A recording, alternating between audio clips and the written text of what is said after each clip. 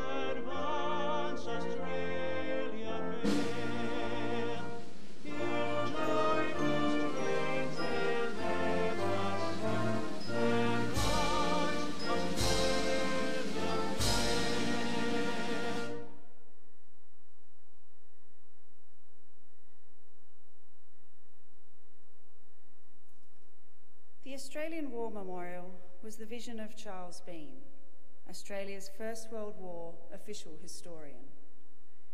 Bean landed with the Australian troops on Gallipoli and stayed with them at the front through to the end of the war. The idea of this national memorial and museum came to him at Pozières, France, in the depths of the bloody fighting of 1916. Bean's idea was that this would be a place where families and friends could mourn loved ones buried in faraway places. It would also be a place that could help all Australians understand what these men and women had endured and what they had done for us. Bean's vision, to which we remain true, is best expressed as inscribed in the entrance to the memorial's galleries. Here is their spirit, in the heart of the land they loved, and here we guard the record which they themselves made. Tonight we will read the story behind just one of those on the Roll of Honour, which lists the names of more than 102,000 men and women who have given their lives for us in war and on operations for more than a century. But first, we present a lament, Flowers of the Forest. Wreaths and floral tributes will now be laid at the base of the Pool of Reflection.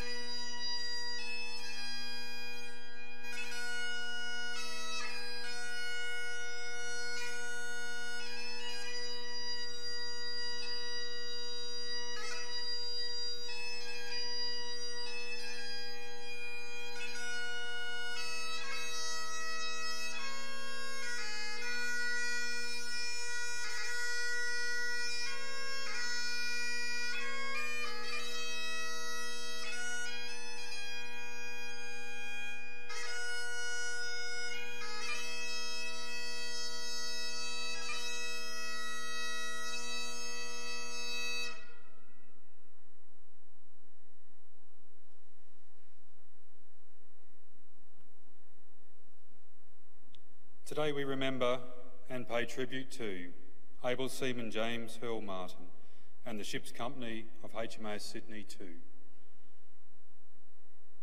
James Martin was born in Adelaide on the 8th of March 1919, the first son born to Frank and Edith Martin.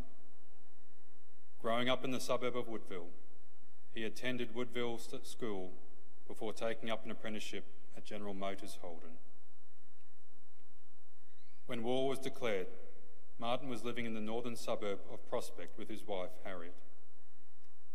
He enlisted in the Royal Australian Navy Reserve on the 31st of August 1940 and was briefly posted to the newly commissioned Navy depot HMAS Torrens in Port Adelaide as an ordinary seaman before being sent to HMAS Cerberus in mid-September. Cerberus was the Navy's training establishment some 70 kilometres south of Melbourne on Western Port Bay. Martin remained at Cerberus for several months before being posted to HMAS Penguin, the Navy's depot in Sydney Harbour, staying aboard the Cuttable at the end of February 1941. Just over a month later, on the 2nd of April, Martin was posted to HMAS Sydney, recently returned from its celebrated time in the Mediterranean. For much of the year, Sydney was engaged in escort duties that took the cruiser to the Netherlands East Indies, Singapore, Noumea, Auckland and Suva, before returning to Western Australian waters. Martin was promoted to able seaman at the end of June. A modified Leander cruiser, class light cruiser, Sydney was armed with 8 6-inch guns and was the pride of the Royal Australian Navy. Built in England, the cruiser was commissioned into the RAN in 1935. There was a mixture of ages and experiences in Sydney Ships Company. On the 19th of November, Sydney was steaming back to Fremantle, having escorted a troop ship part of the way to Singapore. At about 4 p.m, the cruiser spotted a suspicious merchant ship and decided to investigate. By 5:30 p.m, Sydney had almost drawn alongside the vessel, which suddenly revealed its true identity as a German raider. Hoisting the German naval ensign, the Cormorant opened fire with its guns and torpedoes. Its first salvo slammed into Sydney's bridge. The Australian cruiser returned fire, but Cormorant's second and third salvos again hit Sydney's bridge and amidships. The cruiser's 3 main turrets, A, B and Y, were soon out of action, but X turret kept up fast and accurate fire that hit the raider's funnel and engine room. Sydney was hit by a torpedo between A and B turrets. Mortally damaged and ablaze, Sydney turned away from the raider but continued to fight, using its secondary armament and torpedoes. Cormorant was also burning. At 6:25 p.m, its captain gave the order to abandon ship. As the German sailors evacuated their stricken vessel, they watched the Australian cruiser, now only a distant glow on the dark horizon, disappear into the night. By midnight, Sydney was gone, lost with all hands. 645 men in all, including James Martin, who was just 22 years old. Today, James Martin is commemorated on the Plymouth Naval Memorial in Britain. His name is also listed on the Roll of Honour on my left, amongst almost 40,000 Australians who died while serving in the Second World War. This is but one of the many stories of service and sacrifice told here at the Australian War Memorial. We now remember able seaman James Hearle Martin, who gave his life for us, for our freedoms, and in the hope of a better world.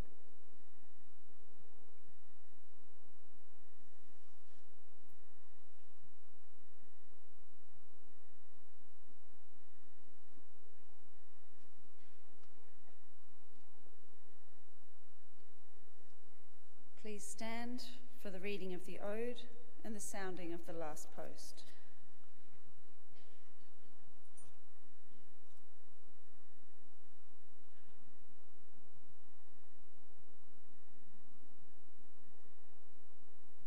They have no grave but the cruel sea.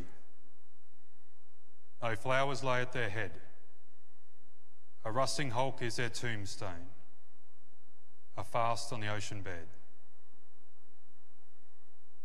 They shall grow not old, as those of us that are left grow old. Age shall not weary them, nor the years condemn. At the going down of the sun, and in the morning, we will remember them. We will remember them.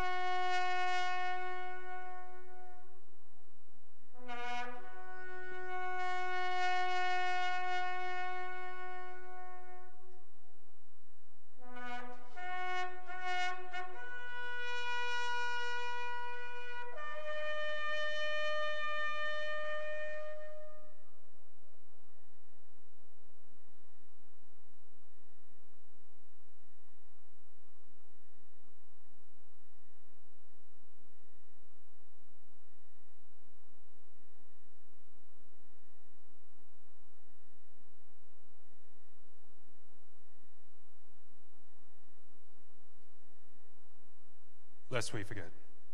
Lest we forget.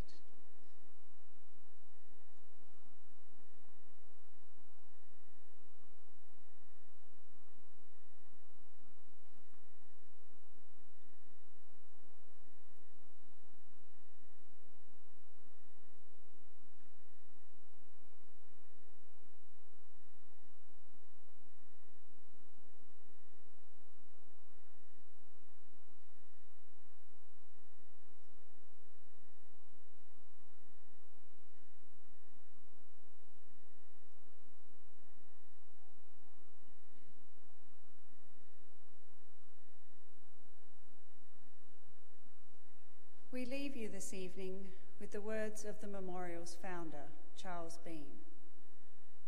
Many a man lying out there at Poziere or in the low scrub at Gallipoli, with his poor, tired senses barely working through the fever of his brain, has thought in his final moments, well, it's over. But in Australia, they will be proud of this. Ladies and gentlemen, girls and boys, that concludes the last post ceremony. We thank you for visiting the Australian War Memorial, and we wish you all a very good evening. Thank you.